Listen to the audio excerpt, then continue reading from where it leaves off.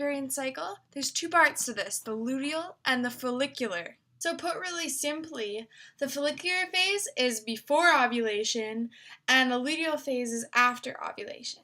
So quick quiz, which one comes first?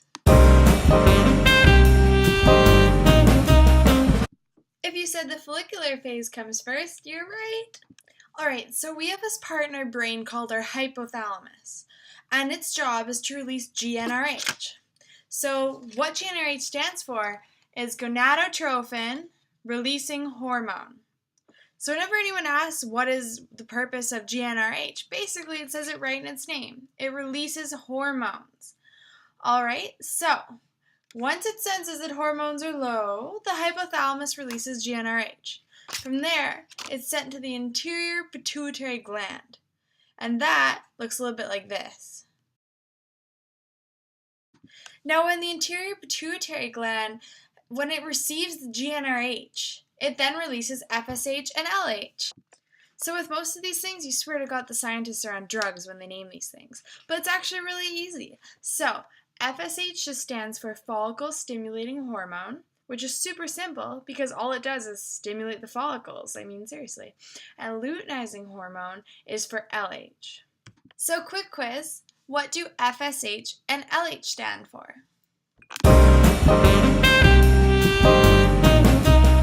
If you said follicle stimulating hormone and luteinizing hormone, you're right.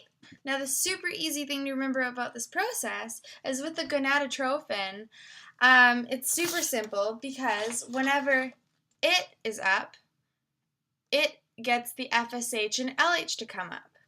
And same thing that when it's down, it also gets the FSH and the LH to go down. So it works both ways. So day 1 to 5 are super easy. It goes from the hypothalamus to the release of GnRH, which then causes the anterior pituitary gland to release FSH and LH. Super simple.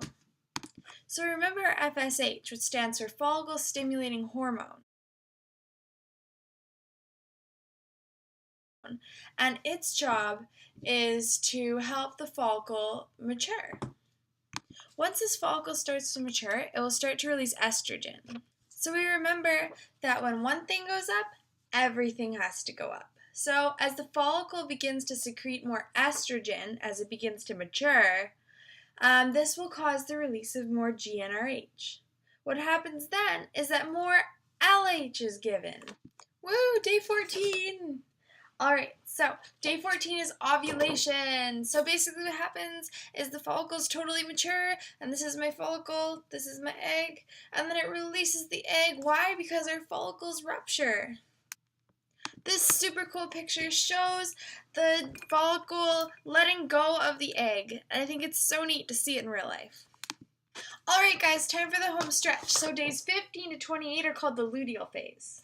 So in days 15 to 28, the corpus luteum releases estrogen and progesterone. Now the estrogen and progesterone both inhibit FSH, but the progesterone also inhibits LH.